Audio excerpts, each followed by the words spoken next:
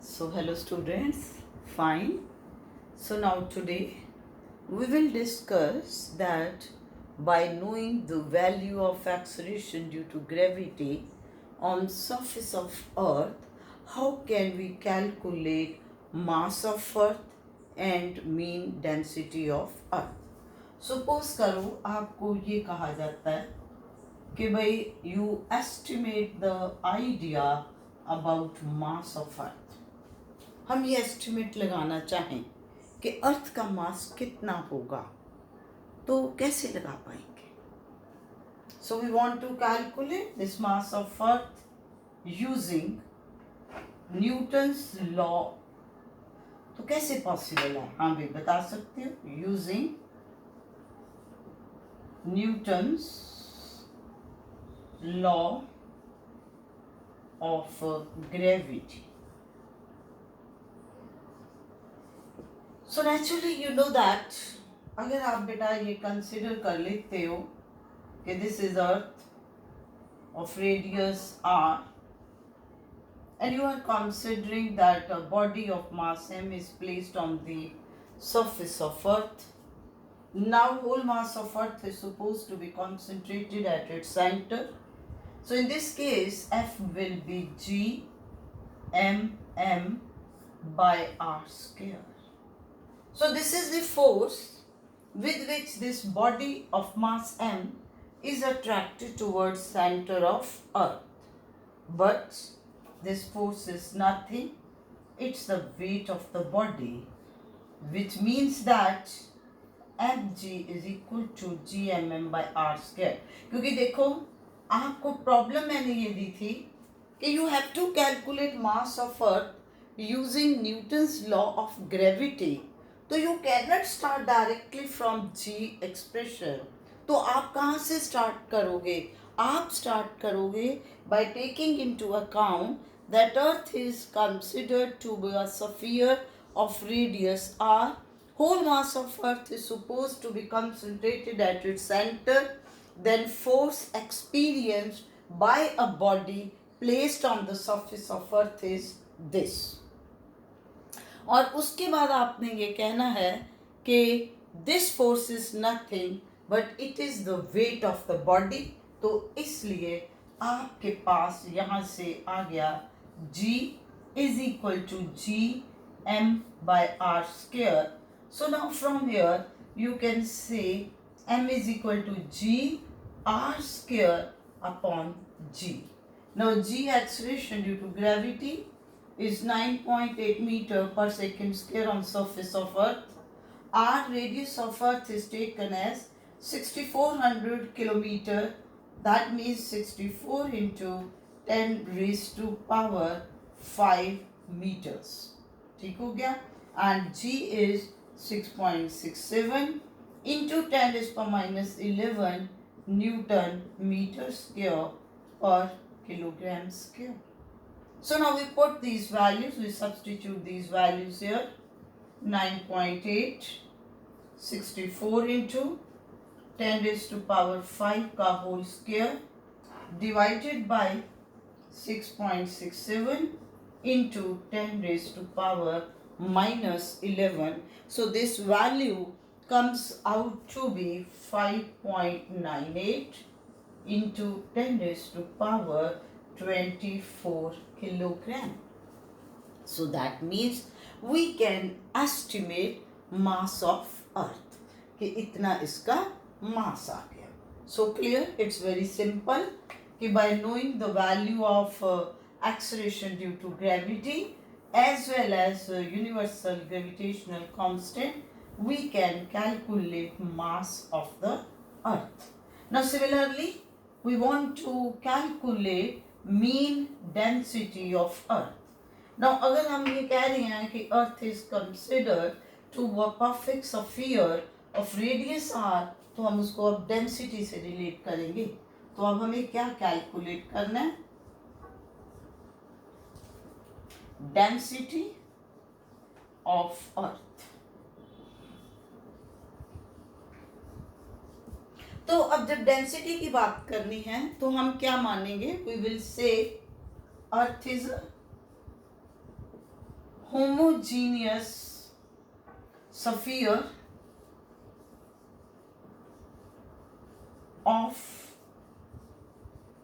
radius r and uniform density rho.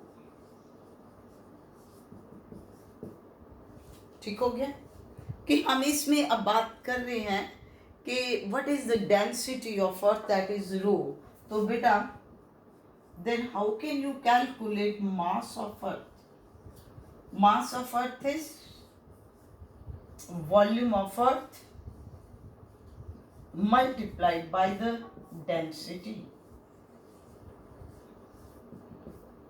Now volume of earth is 4 by 3 pi r cube into rho, that is the density. तो अब यहाँ से जब आपके पास ये मास आ गया, now the expression of g which is written as gm by r square, that comes out to be g into 4 by 3 pi r cube rho upon r square. तो आपके पास ये बन गया 4 by 3 pi rho. अब एक r रह गया r into g. So acceleration due to gravity in terms of density comes out to be 4 by 3 pi rho r g. Now if we want to calculate value of rho, तो वो क्या बन जाएगा 3g, ये ऊपर चला गया, divided by 4 pi r into g. 3 9.8 divided by 4 into pi means 3.14. Radius अभी हमने लिया था 64 इंटू 10⁵ और g that is 6.67 into 10⁻11. And if you solve this, you get the value to be 5478 kilogram per meter cube. So you can see, अब आप अगर value को इतना देख रहे हो, now if you compare it with the density of water, तो water की डेंसिटी कितनी होती है 1000 किलोग्राम पर मीटर क्यूब. तो you can say that the density of earth is, क्या बनी आपके पास, density of earth is 5.5 times the density of water. तो आपको यही क्वेश्चन इस तरीके से भी आ सकता है that how can you show that density of earth is 5.5 times density of water. ठीक है, तो इसमें हमने क्या किया है, very simple, we are considering that mass of earth will be volume of earth multiplied by its density. तो 4 by 3 pi r cube, क्योंकि हमने इसको सफियर लिया, इनटू डेंसिटी इज रो. तो आपके पास जो g की वैल्यू आ गई तो वो r स्क्वायर कैंसिल होके इस टर्म्स में यूं आ गई. तो यानी कि ये जो मैंने दोनों चीज़ें आपको करवाई हैं, ये हमने इसमें ये सीखा कि how can we calculate mass of earth and density of earth by knowing the value of acceleration due to gravity as well as gravitational constant. तो ये बेटे हमारे पास था जो हमने ग्रेविटेशन और ग्रेविटी के बारे में पढ़ा.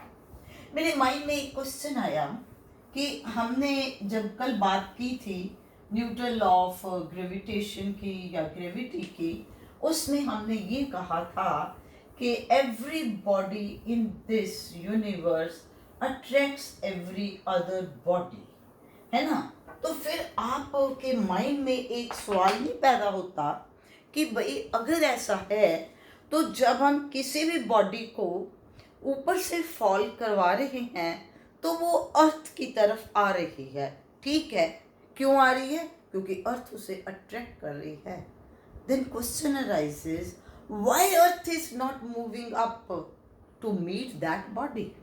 अगर साइमल्टेनियस फोर्स है, जैसे हमने ये कहा कि मान लीजिए दो बॉडीज हैं, उनके बीच में जब ये फोर्स है तो ये बॉडी इधर को आएगी, ये बॉडी इधर को आएगी, both are moving like this. तो जब हम बॉडी को ऊपर से फॉल करवा रही हैं, जब बॉडी अर्थ की तरफ आ रही है, then why earth is not moving towards the body? That means क्या वहां पर लॉ फेल हो रहा है? हाँ जी, नहीं फेल हो रहा।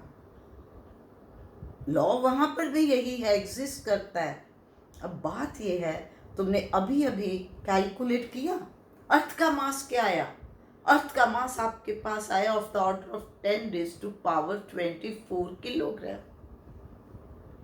आप बेटा कोई भी बॉडी जर्नल लोगे, उसका वेट कितना होगा?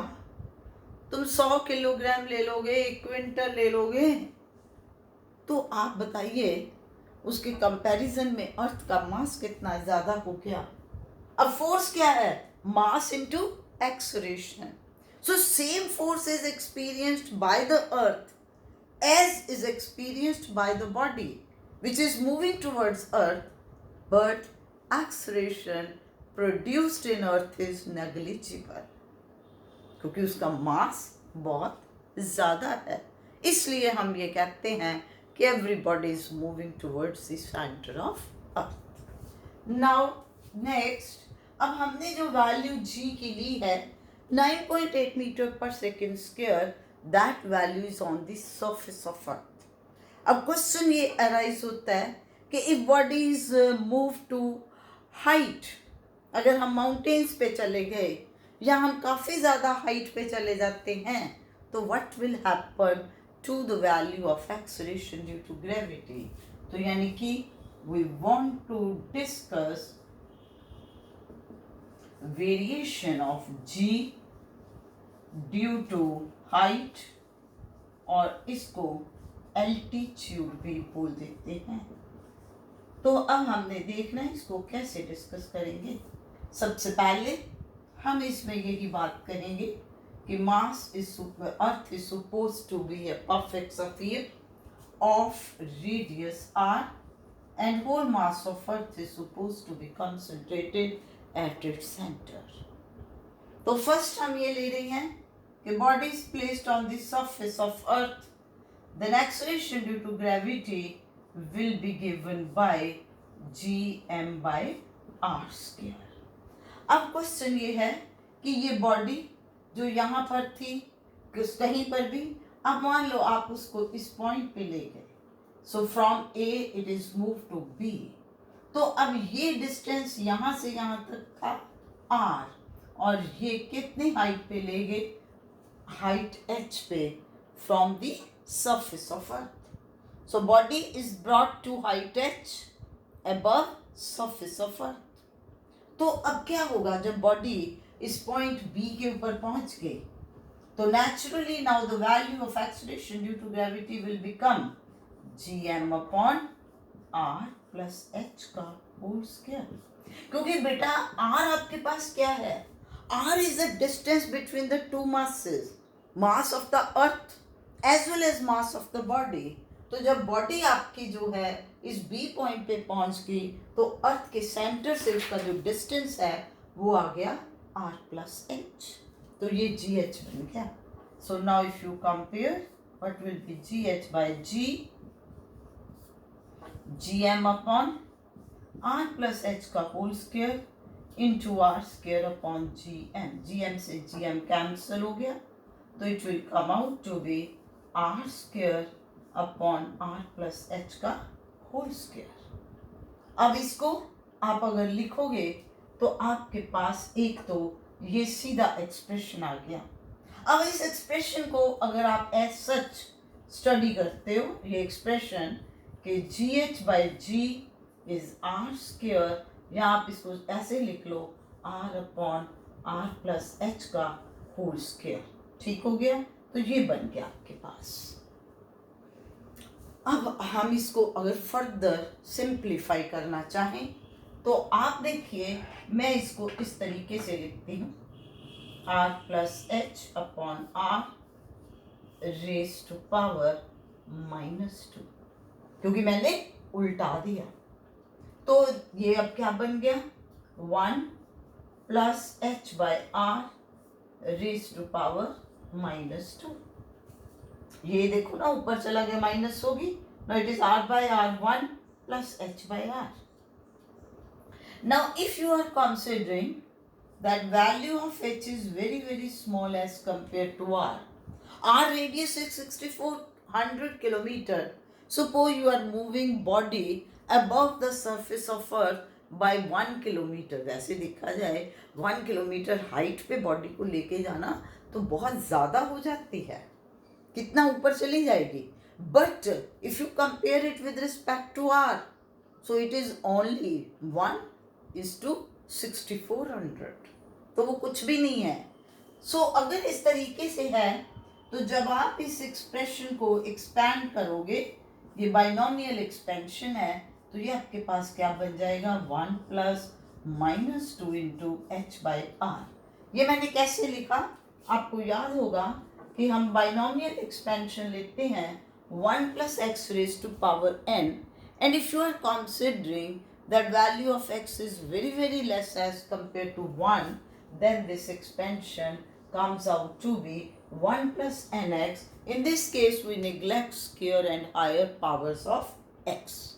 तो यहाँ पर भी हमारे पास h by r की वैल्यू जो है that is very less as compared to 1. So we neglect squares and higher powers of h by r. तो ये आपके पास बन गया. तो दैट मीन्स जब आपके पास ये आ गया तो अब आप यहाँ से क्या लिखोगे, g H by ji is equal to 1 minus 2h by r, और you can say g h is equal to 1 minus 2h by r into g, और you can say that what is the decrease in value of g, that is g minus gh, that will be equal to 2h by r into g.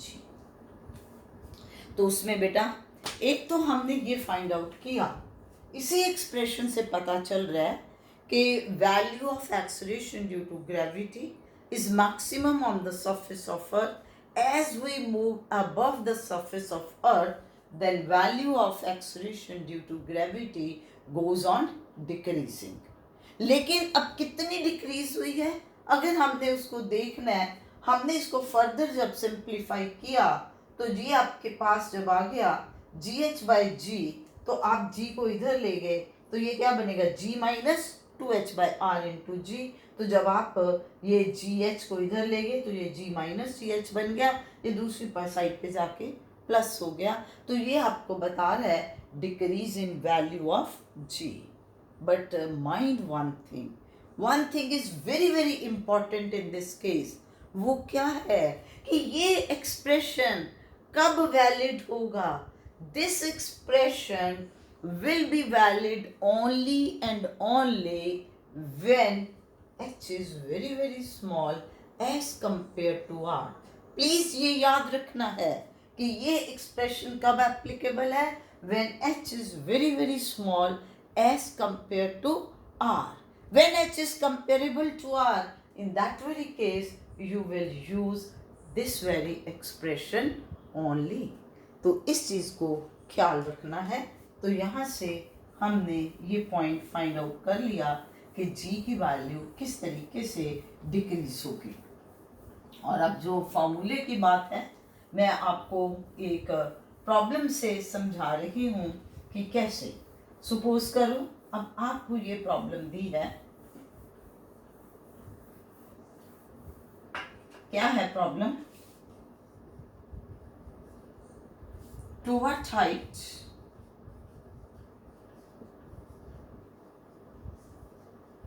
above the surface of earth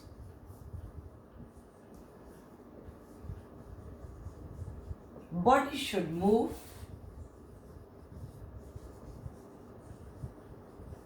so that